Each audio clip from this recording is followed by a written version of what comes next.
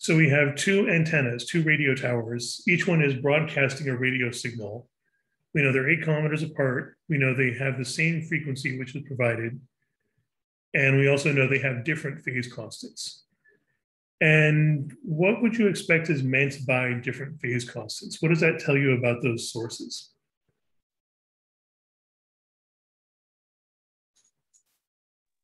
If they have different phase constants, that means that they're out of phase, right? Yeah, the two sources are out of phase with each other, or you might say out of sync with each other. If they had the same phase, they'd like both be creating crests and both be creating troughs and both create crests and both create troughs. But if they're out of phase, then B is creating a crest a little bit before A is. So like B creates a crest, then A creates a crest. B creates a crest, then A creates a crest. They're non-synchronized with each other. You might say B has a head start in time, but we don't have to write it in terms of time. We can just write it in terms of different phase constants, because phase constant is all about what's going on at the source. And presumably this is done by just having them wired differently. Presumably these are getting signal from the same electrical generator, but A has a delay and B does not. So B gets a head start. And by the way, pi over 2 is how much of a cycle? That's a quarter, right? Right. So that means B, the wave from B has a quarter cycle head start in terms of time.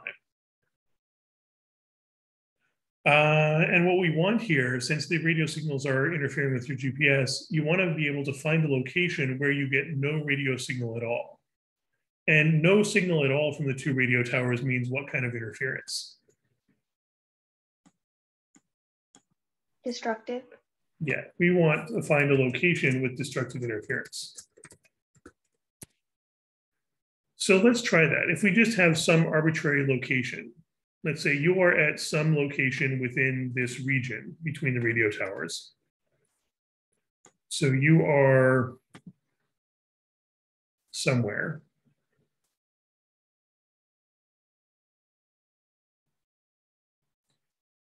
And you want to get to a location where there's no interference or no signal at all, completely destructive interference. And we don't know where you're standing. You could be at any of the locations between 0 and 8. So let's just say you're at some location. Let's just put you at an arbitrary location, some distance from antenna A and some distance from antenna B. We could call those, the path lengths, we could call those X1 and X2. Or let's say XA and XB. So let's say this distance is XA, the distance from antenna A to your location. And then we also have XB, the distance from antenna B to your location.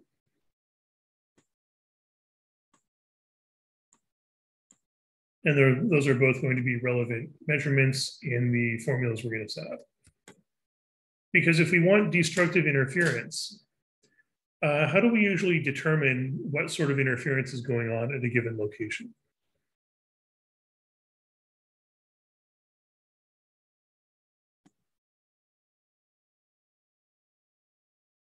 What would be our usual procedure to check what type of interference we've got? Use the phase chart. Yeah, we could set up a phase chart using the core idea that the total phase difference is really what's important. Total phase being just the stuff inside the sine function in the wave equation. So if we write out the difference in total phase, we've got the time term, the position term, the phase term, and it's usually written as 2 pi t over a period. I usually find it more useful to write it as 2 pi t times the frequency, because dividing by period is the same as multiplying by frequency anyway. And there's really a delta on each of these terms, but if you got delta 2 pi tf, 2 pi is a constant, so you can pull that out of the delta. And you can also pull time out of the delta because the waves arrive at your location at the same time. But the frequencies in general might be different, so I would write delta frequency. Likewise, the two waves, 2 pi, of course, is the same, but they could be traveling different distances, and they might be different wavelengths, and they might have different phase constants. In this case, though, what do we know about the frequencies of the two waves?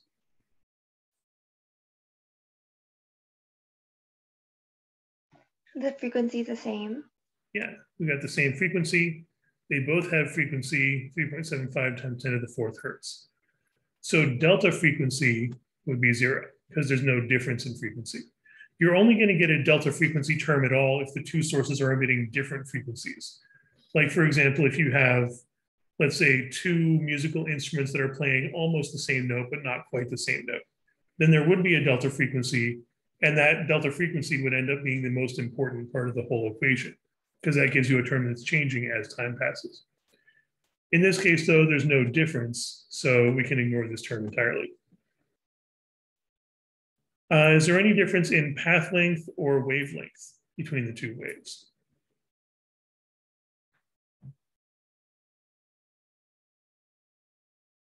Yeah, we have different path lengths because the waves could be traveling different distances to get to your location. So that x is going to be different. But the wavelengths should be the same because it's waves with the same frequency traveling in the same medium and therefore the same velocity. So the wavelengths are going to be the same. That means we can factor divided by wavelength out of the delta and treat this as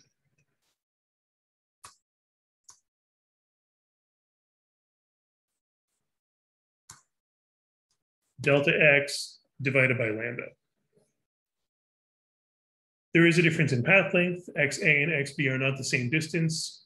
As for lambda, and of course we'll have a delta phi as well because we're given the phase shifts. For lambda, how would we find the wavelength here? What fact could we use to solve for lambda? Or to get an equation with lambda in it?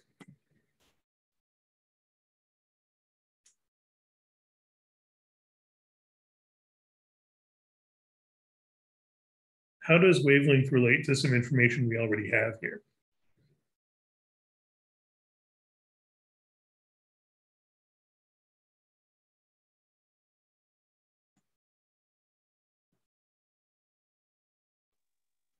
We don't have velocity, but we know that velocity is equal to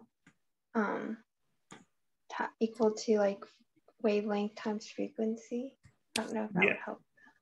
And we do have frequency, and we can actually get the velocity as well, because what kind of waves are these? Oh, radio waves? Yeah.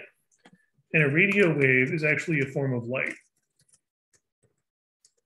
In fact, there's a lot of forms of light that have different names, like radio waves, microwaves, X-rays, gamma rays, are all just different wavelengths of light. There's a certain range of wavelengths from about maybe 300 nanometers to 800 nanometers that's visible light. That's what we usually think of as light. But if you've got lower wavelength than about 300 nanometers or longer wavelength than about 800 nanometers, it's still light, but you can't see it. So we usually call it by different terms, such as microwaves or radio waves or infrared or X-rays. It's still light though. So radio waves are a form of light. They're just very low wavelength, I think. Yeah, I think lower wavelength than visible light, so you can't see it. But you can almost think of it as just a different color of light that's not visible. And that means, what does the speed have to be?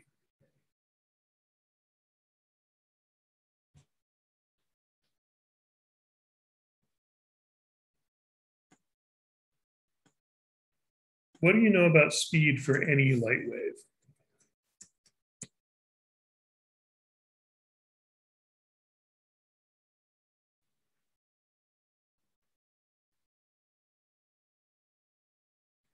In general, light always travels at a constant speed, usually called c, the speed of light. And we often just leave that as c in the equation. But if we need some actual numbers for calculations, which we do, that speed is about 300 million meters per second, or 3 times 10 to the 8th meters per second. So generally, any form of light, whether it's visible light or infrared or radio waves or gamma rays or X-rays, it's all going to be going at a speed of 300 million meters per second, 3 times 10 to the 8th meters per second. That is influenced somewhat by the medium. If it's traveling through true vacuum of space, it's going at 300 million meters per second. If it's traveling through air, it's slightly slower, but still rounds off to 300 million. If it's traveling through water or glass or clear plastic, it's going to be even slower than that.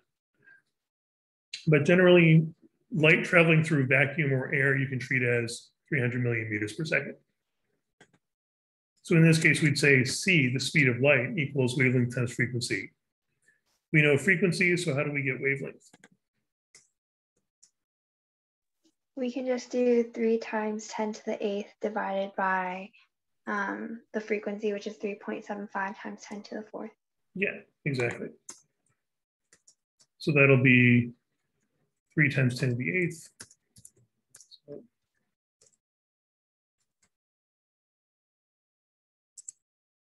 3 times 10 to the 8th meters per second divided by 3.75 times 10 to the 4th. And hertz is 1 over seconds. So the seconds will cancel out. We get just meters. And the 10 to the 8th over 10 to the 4 reduces to just 10 to the 4.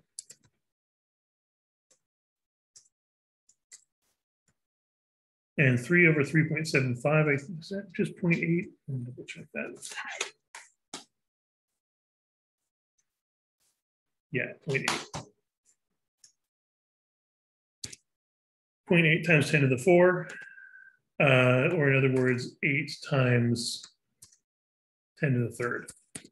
So 8,000 meters. This is a much longer wavelength than visible light. Visible light is an extremely short wavelength on the order of a few hundred nanometers, but this is 8,000 meters or 8 kilometers. So that's our wavelength here. Any questions on the wavelength so far?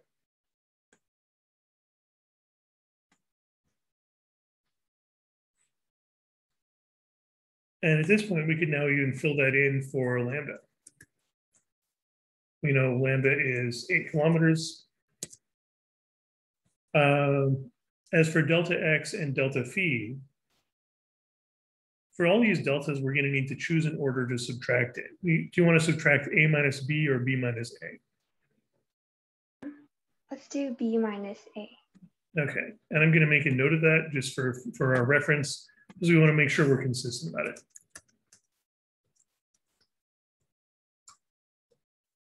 So for all the deltas, we're going to be subtracting the b value minus the a value.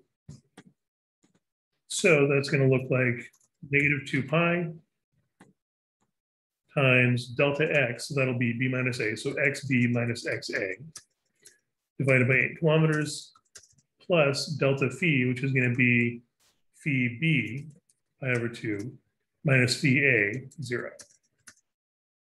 And that'll equal the delta total phase.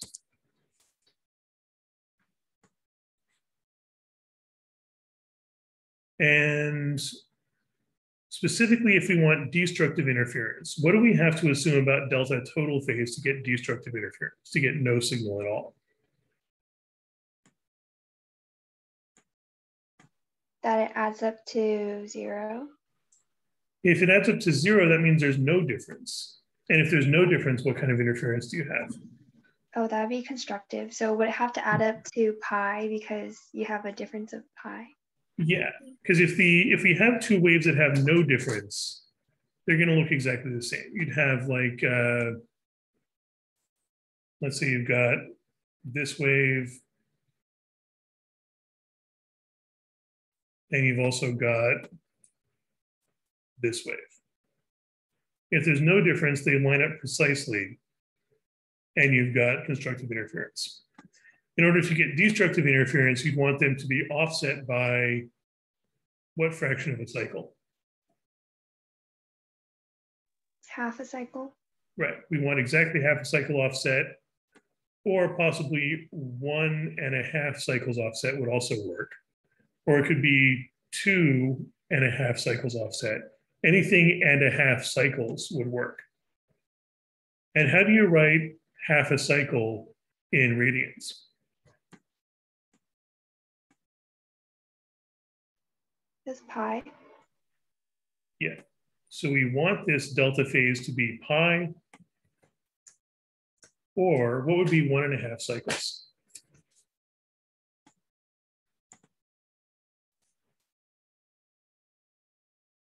Is that 3 pi? Right.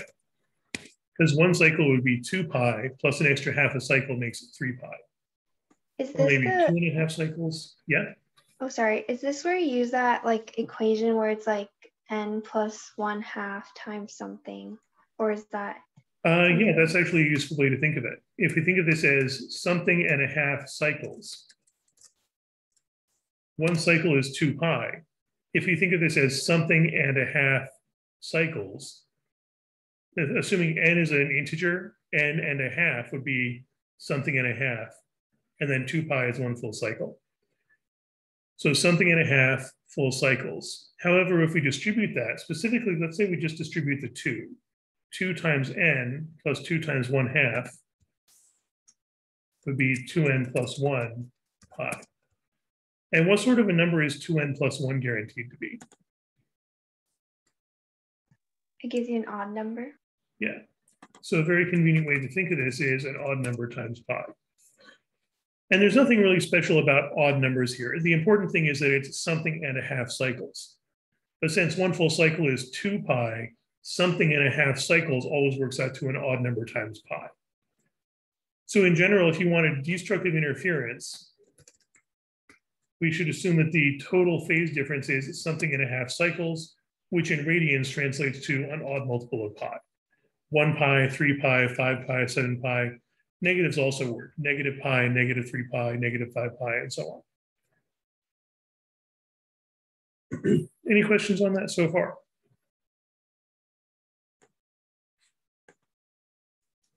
So for now, I'm going to write that as negative 2 pi times xb minus xa divided by the wavelength, 8 kilometers, plus pi over 2 minus 0, so just pi over 2, equals, and I'm going to write this as odd times pi. We can fill that in as 2n plus 1 pi later if we need to. But I think it's convenient here to just write it as odd number times pi. And at this point, what shows up in every single term? Pi? Yeah, so let's divide both sides by pi to cancel that out. Dividing both sides by pi just cancels out all the pi's from each term. So we're left with negative 2 times path length difference divided by wavelength plus 1/2 equals an odd number. The problem is we now have several unknowns here. Odd could be any odd number, but that's fine because we want multiple possibilities anyway. But we have these unknown xb and xa, 2 unknown distances. But what do we know about those 2 distances, xa and xb?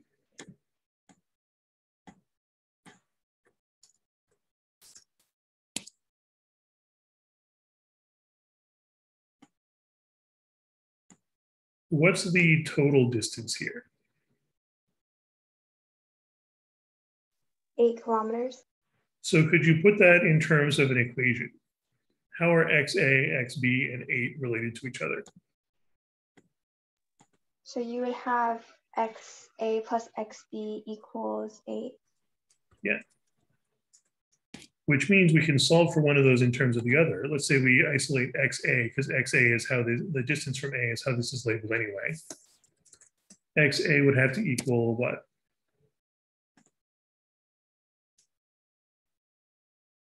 Or actually, let's say we solve for xb. I think that might be easier.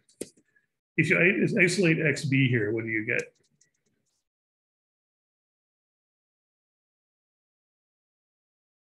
You would get 8 minus xa. Yeah. Which means we can use that as a substitution.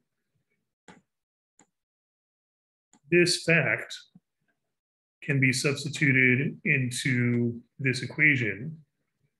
Replacing xb with 8 kilometers minus xa turns this into an equation where xa is the only unknown left. So let's try that out.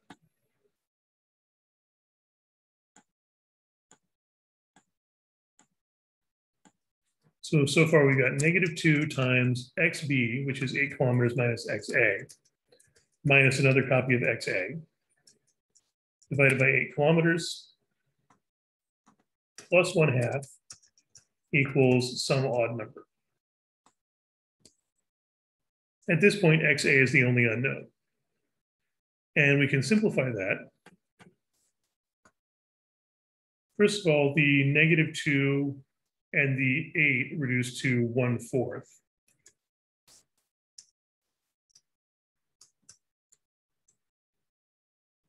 And inside the parentheses, we've got 8 kilometers minus XA, so minus 2 times XA. And we also still have the plus 1/2 and the odd number. Any thoughts on how we could start solving that for XA?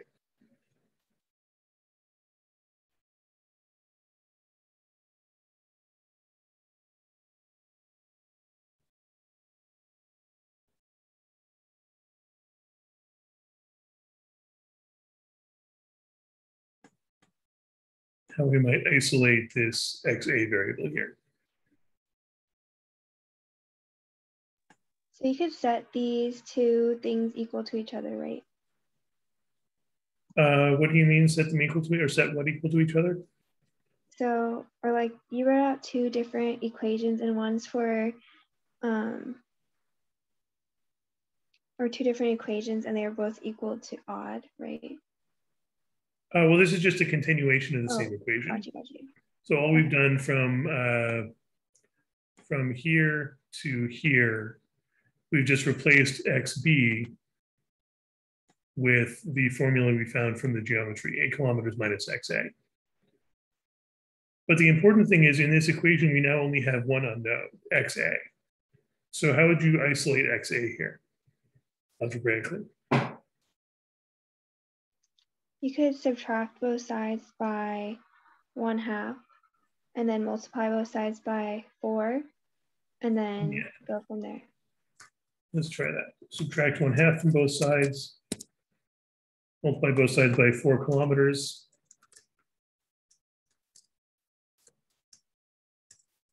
So that distributes to both terms, 4 kilometers times odd. And then 4 kilometers times 1/2 would be minus 2 kilometers. And let's go ahead and distribute this negative sign also. So that becomes -8 kilometers plus 2XA. So what else do we need to do here?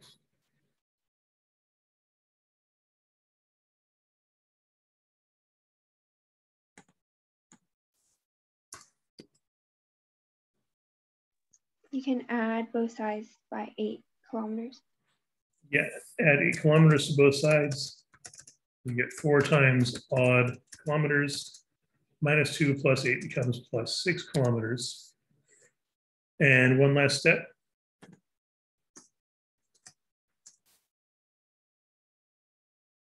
Divide both sides by 2. Yeah, so the 4 becomes 2 times some odd number, and 6 becomes 3. In other words, the distance we should stand from antenna A should be 2 times any odd number plus 3. And we could start just filling in some odd numbers. So let's try this out. If we just have odd number and the XA that corresponds to it, what odd numbers can we try out here?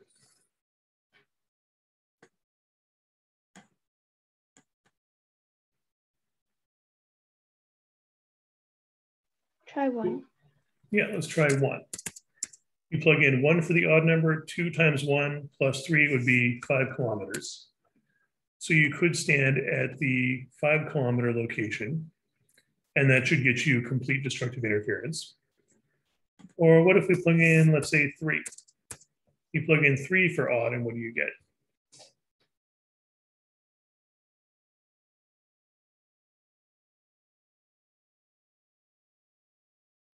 You get 9, so that wouldn't work. Yeah, that's the problem, because if you stand at 9 kilometers, you're now over here. You're outside the range that we care about.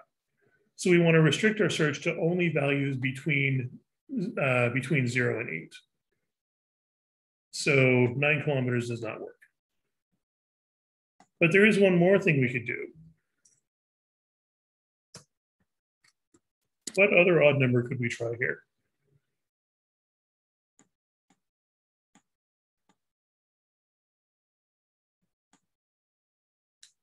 If we know plugging in 1 for the odd number works, but making it larger doesn't work, could we go to smaller odd numbers?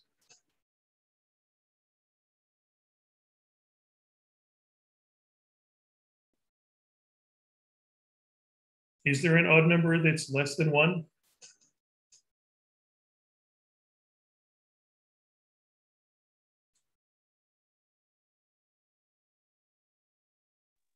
If it's an integer, I don't think there is a number less than 1. That's odd. Well, integer means we're including both positive and negative numbers. So you can have negative values that are odd. If you're going forward, you go 1, add 2, you get 3, add 2, you get 5. But what if you go backwards? What's the next odd number before that? So you could have -1 then also? Yeah, -1 counts as an odd number. So if we plug in -1 here, what would you get for XA?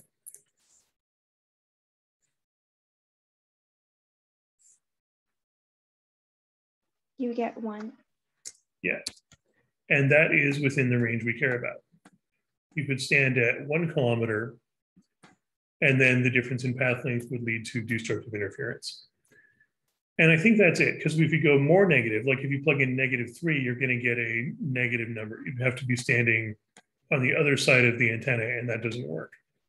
Because our entire mathematical model is only covering the range between the antennas. So it looks like there's only 2 locations you can stand that would lead to destructive interference, at the 1 kilometer mark and the 5 kilometer mark. Those would both lead to destructive interference, which ultimately means you would just get no radio signal from these towers at those locations. Any questions on that so far?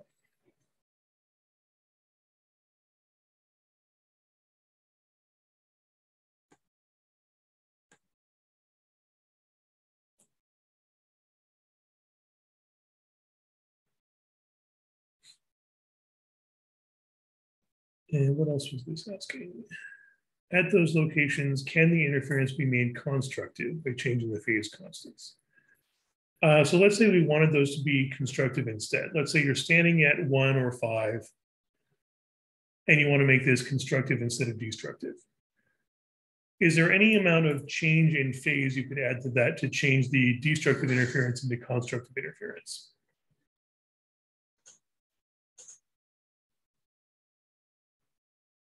In terms of radians, how different are constructive and destructive? How many radians apart are they?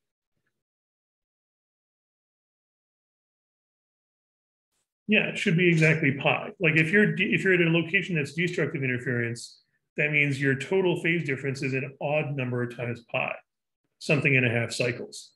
If you want to change that to constructive, you got to go from odd number times pi to even number times pi, from something and a half cycles to a whole number of cycles. So if we just change the phase shift difference, the phase constant difference by an extra pi, for example, let's say we just add an extra pi to this one. If we just make this, let's say pi over 2 plus an extra pi, so that's 3 pi over 2. That should be enough of a change that the delta total phase goes from an odd multiple of pi to an even multiple of pi, because we've just added an extra pi to the equation. So that would make it so that 1 and 5 are now constructive interference instead of destructive. In fact, in general, if you change the phase shift difference by an extra plus pi, everything that was constructive becomes destructive, and everything that was destructive becomes constructive, because you're just shifting everything by an extra half cycle.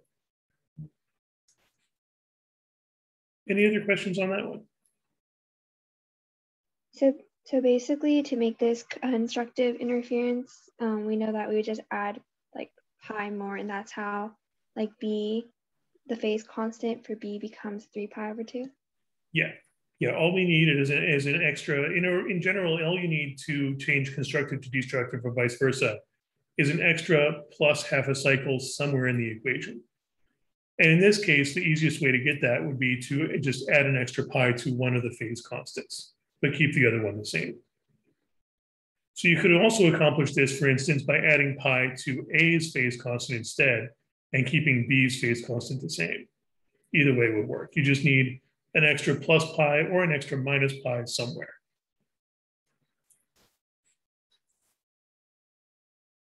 Any other questions on that one?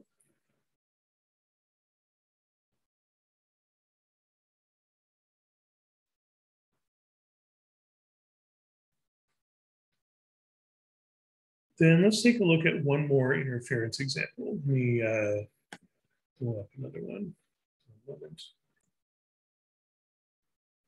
Let's try out this one. This one's about sound waves instead of radio waves. So we'll be using speed of sound if that comes up. It tells us the wavelength though, so I don't think we actually need the speed. So in this case, we've got two speakers. We've got Leah standing 1 meter offset from the midpoint and hearing no sound. And Tim standing somewhere to the right of the speaker 2 and hearing loud sound. So what does that tell you about the types of interference?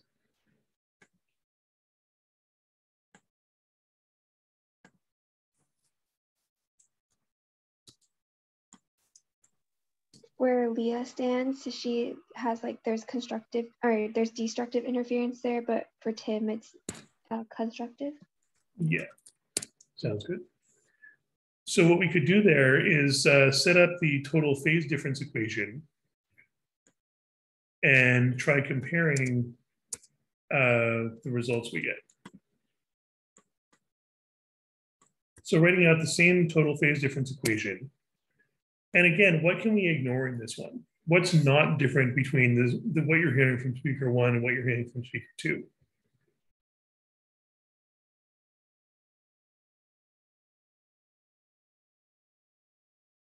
Sorry, may you repeat your question again? If we're talking about the wave, let's say we're looking at Leah in particular. Leah's listening to a sound wave from speaker 1. Let me draw that in. So a sound wave from speaker 1 to Leah's location, and a sound wave from speaker 2 to Leah's location. Is there anything in the total phase equation that is not different? Anything that's the same about speaker 1 and speaker 2?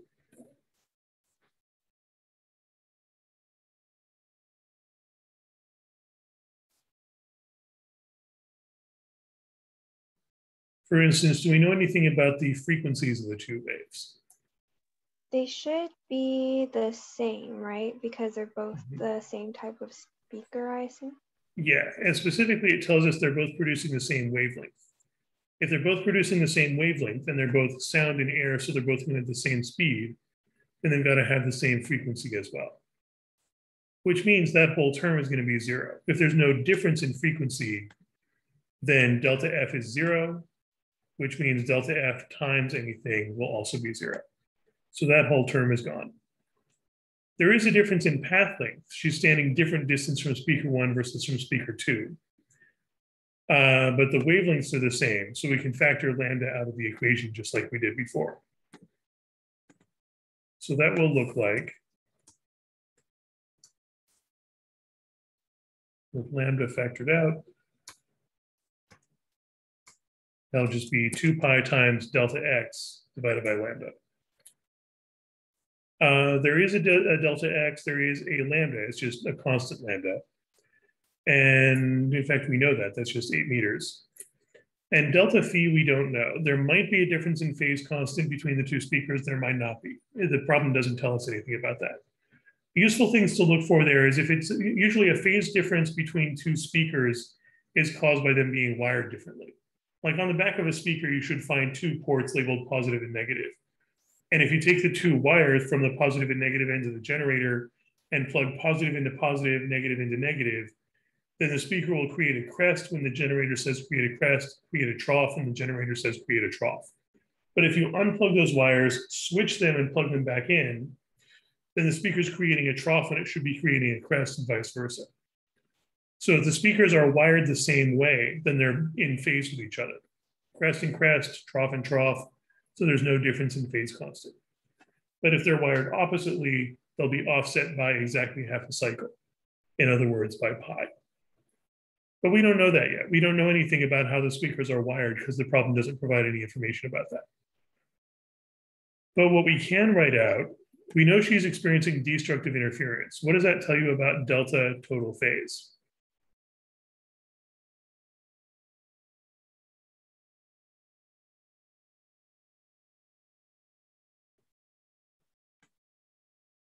If it's destructive interference, the total phase difference has to be what sort of value? Pi. Yeah. And it could be any odd number times pi, so it might be 3 pi or 5 pi or 7 pi or negative pi, negative 3 pi.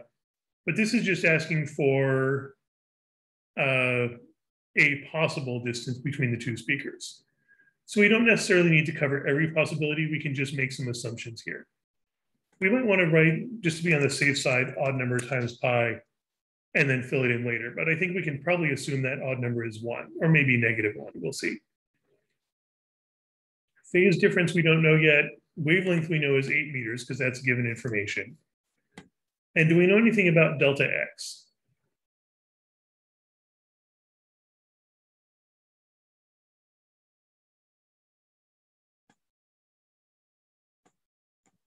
Maybe we should start labeling some variables here, because ultimately, what's our goal? What are we trying to find here? We're trying to find a distance between the two speakers. Yeah, that's unknown. So let's call that L for length. Some unknown length between the two speakers. But we can at least write the other distances in terms of L. It says that Leah is standing 1 meter to the left of the midpoint. How far would it be from speaker 2 to the midpoint?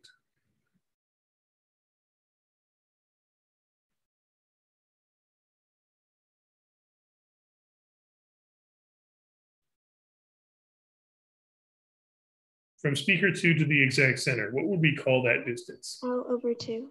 Right, that's L over 2. And she's standing 1 meter to the left of that. So what's that slightly longer distance? L over 2 plus 1. Yeah, L over 2 plus that 1 extra meter.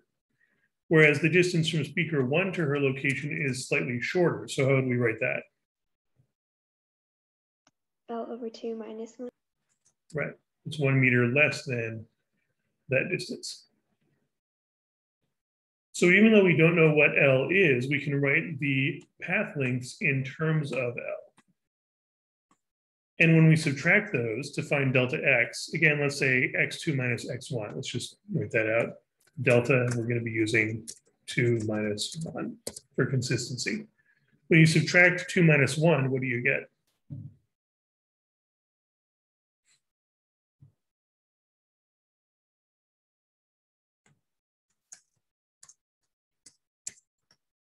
If we write out x2, you just get 2. Yeah. The L over 2's cancel out. We end up with 1 meter minus negative 1 meter. So that's 2 meters. So delta x in this context is exactly 2 meters.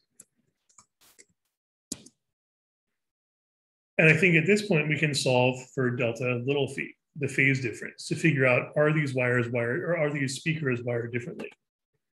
Simplifying a bit, we've got 2 times 2 is 4 divided by 8 reduces to 1/2. So just negative pi over 2 plus delta little phi must equal an odd number times pi. And if we need that to be an odd number times pi, what could delta phi equal that would make that add up to an odd number times pi?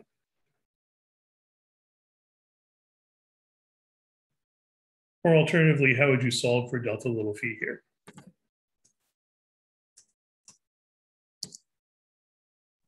You can just add pi over 2 to both sides. Yeah, so any odd number times pi plus pi over 2. So we can just pick an odd number. 1 would probably be the easiest. 1 pi plus pi over 2 would be 3 pi over 2. So this is one possible value we could use for delta little phi. There are others, but this will probably be the easiest to use. So that's delta little phi, the difference between these two speakers, assuming we're subtracting speaker 2 minus speaker 1. And the important thing about that is this information can now be used when we're dealing with Tim's location as well.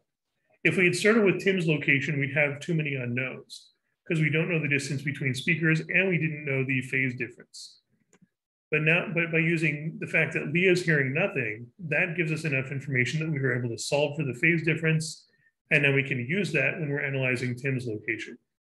Because phase difference is all about the speakers themselves. And by moving to Tim's location, we haven't changed the speakers. Any questions on that so far?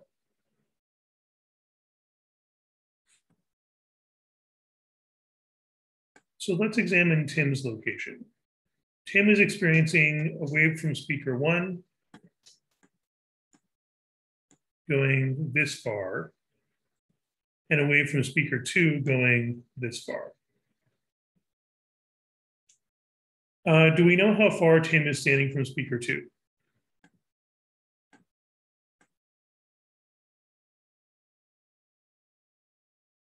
I think it just says to the right of speaker 2, so we don't really have that numerically. Let's just call that x2. But if that's x2, how would you write out x1? That is, how far is the wave from speaker 1 going to get to Tim's location?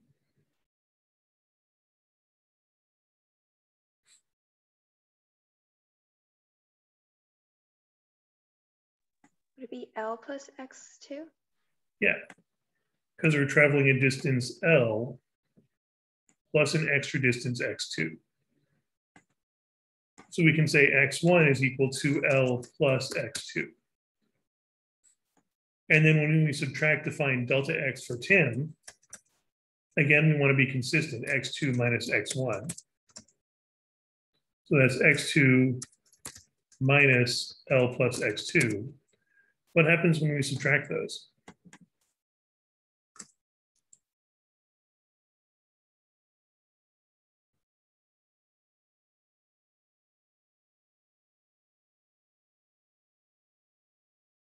You end up with negative L. Yeah, the x2's cancel out, which means it doesn't really matter how far or how close he's standing. As long as he's somewhere to the right of speaker 2, the path length difference is just negative L. And we can now write out the same delta total phase equation. Again, we can ignore delta frequency because both waves are the same frequency. So for Tim, we've got negative 2 pi times delta x divided by lambda, which is still 8 meters. But now we know delta x is negative L. So we can replace delta x with negative L. Also, what do we know about delta phase constant?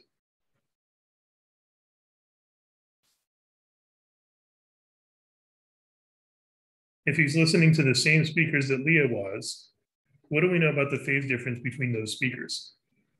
It should also be 3 pi over 2. Yeah, that's still the exact same 3 pi over 2 because it's still the same speakers. We've just moved to a different location to listen to them. It also says he's getting a loud sound, so constructive interference. What does that tell you about delta total phase?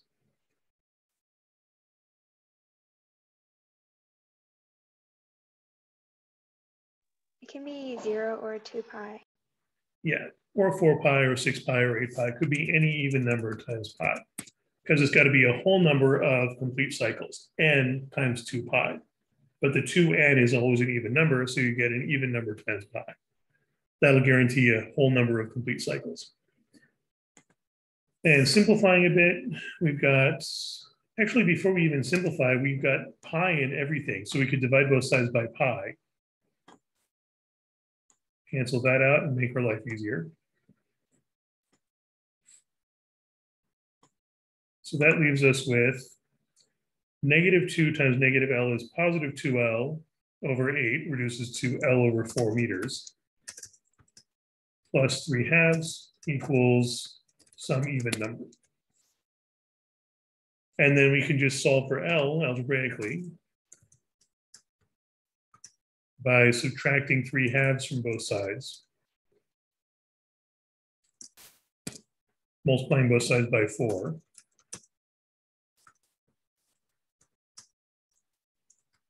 Three halves over 4 would be 3 times 2, so 6. So to find the distance between speakers, we could take any even number times 4 meters and then subtract 6 meters. And I think we were assuming here that L is a positive number. So we need to be able to get a positive result from this. What's one even number you could plug in that would make the result positive?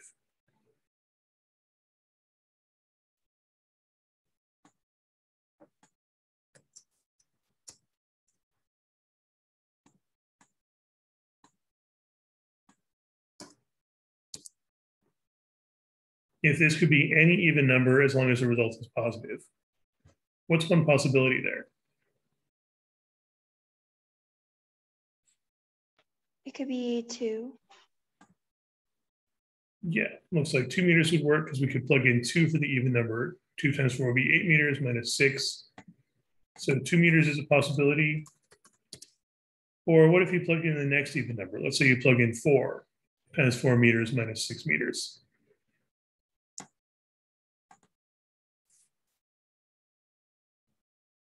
$16 meters minus 6 meters, that's 10 meters, right? Or next even number, if you try 6 times 4 minus 6, that's 24 minus 6. They could be 18 meters apart. Or actually, what's the pattern here? 2 meters, 10 meters, 18 meters. How much are we increasing at each step?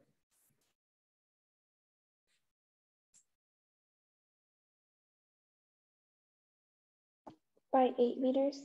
Yeah, every 8 meters more will give you another number that works. Of course, we just need a possible distance, so you could choose any of these. But it looks like 2 meters plus any multiple of 8 meters, which happens to be the wavelength, is going to give you constructive interference at that zone. Any other questions on that?